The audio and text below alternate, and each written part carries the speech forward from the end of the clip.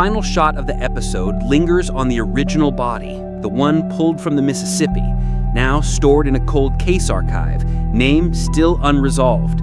Its evidence bag has begun to yellow with time. The toe tag reads, ID unknown, possibly Marcus Glenn, closed. If he wasn't Marcus, who was he, and why was no one looking?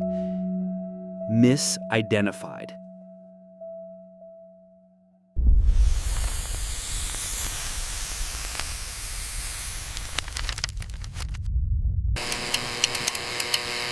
Riley revisited the morgue logs from 2016 and noticed something strange.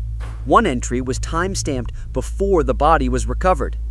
She zoomed in on the handwritten ledger, a smudged time, a name that had been scribbled over, and initials she didn't recognize.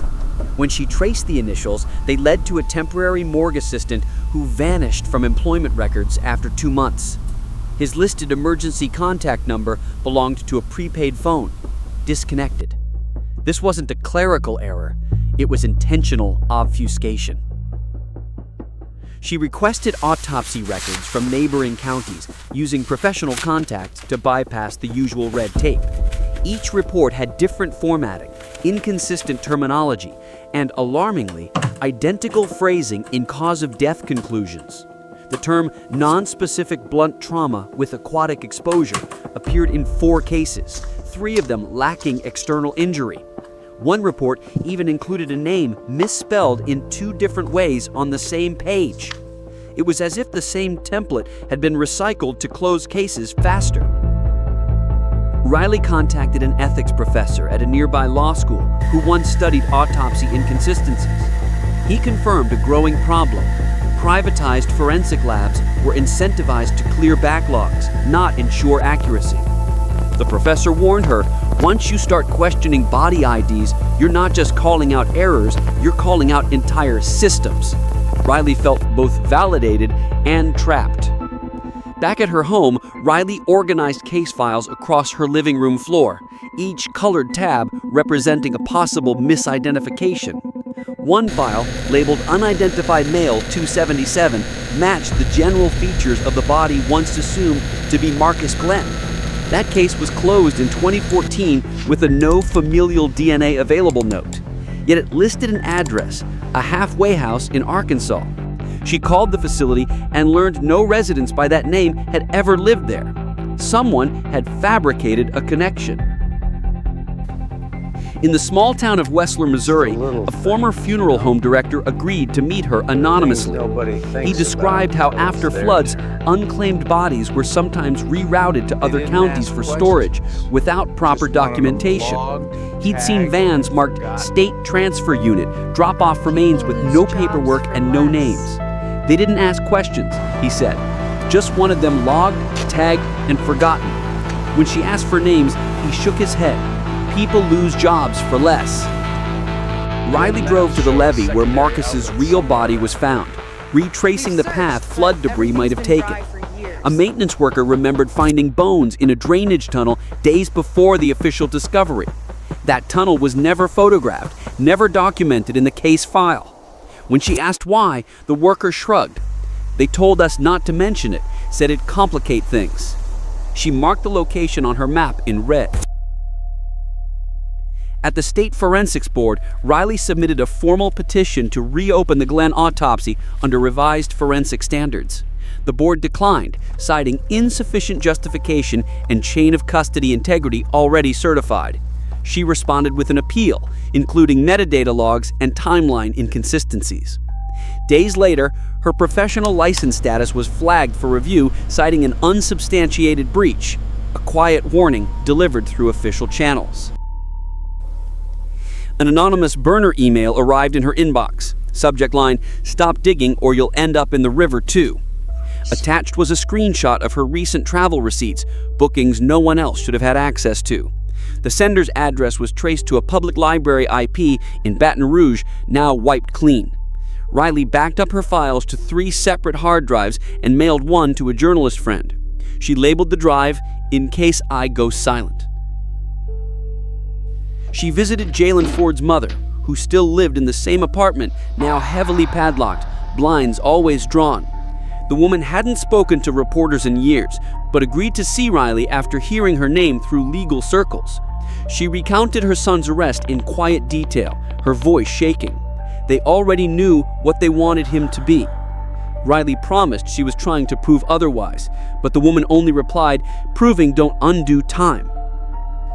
The air in the apartment felt thick with grief. Later that night, Riley pieced together a hidden pattern from medical files. Certain bodies were consistently tagged with numerical codes ending in 6F.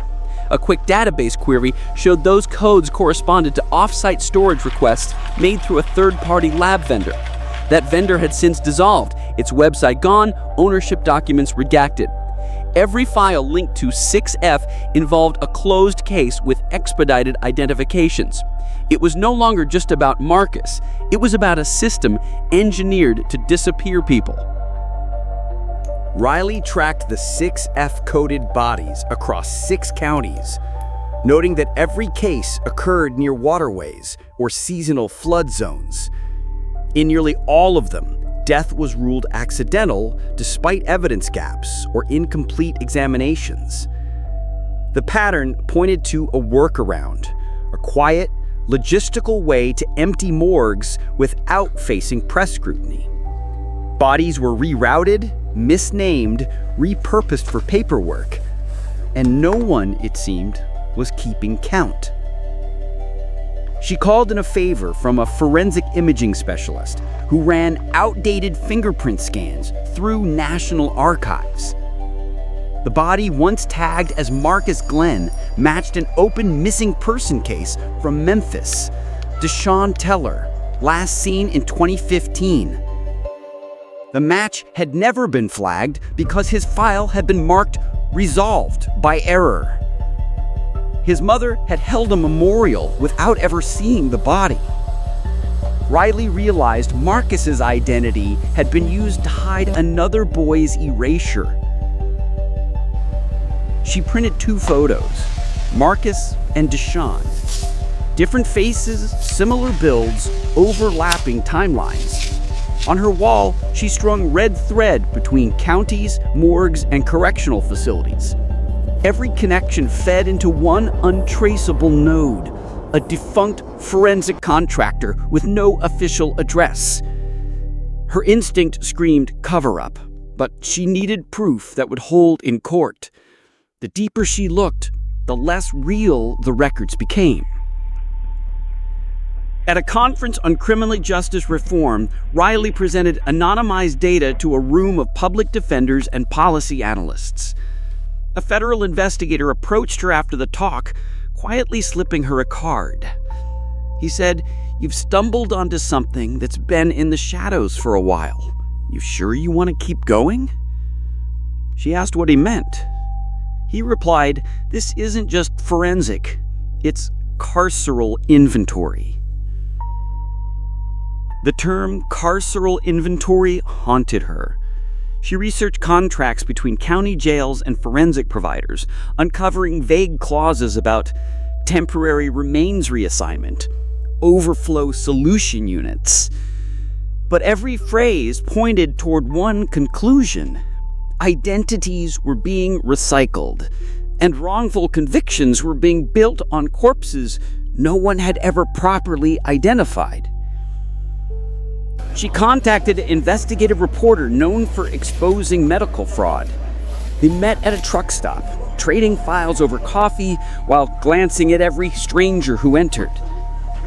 He flipped through her documents and muttered, "You've got at least 5 lawsuits here.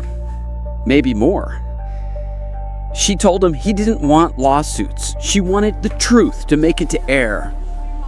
He promised her 1 segment, just enough to shake the system. Back at home, Riley noticed her mailbox had been tampered with. Pry marks near the lock. Inside, nothing was missing, but a single paperclip had been bent into the shape of a question mark. She stared at it for minutes before tossing it in the garbage. The message was clear. Someone was watching, but they hadn't silenced her yet. She submitted an ethics complaint to the National Forensic Review Board, including encrypted case files and a 28-page timeline. The board responded with a form letter. "We take allegations seriously. Your claim is under review." No call, no follow-up. The same week, her name disappeared from the speaking roster at an academic panel. Silencing was beginning in subtler ways. One night, her hard drive crashed, not from age, but deliberate encryption. She called a text friend who confirmed it was targeted malware, likely inserted via a corrupted USB she'd used at a public terminal. Every folder labeled Glenn, Teller, and 6F was gone. Luckily, she'd backed everything to 2 separate drives, now hidden in 2 separate states. They were fighting back. She was ready. The episode ends on a quiet scene. Riley driving down a deserted road, recorder running, dashboard GPS, dark. She speaks into the mic. "If this recording reaches anyone, know that what we buried wasn't just bodies. It was the truth." The camera lingers on the passing sign, St. Elmo County, next exit. That county hadn't reported a single unidentified body in 3 years. Riley was about to find out why.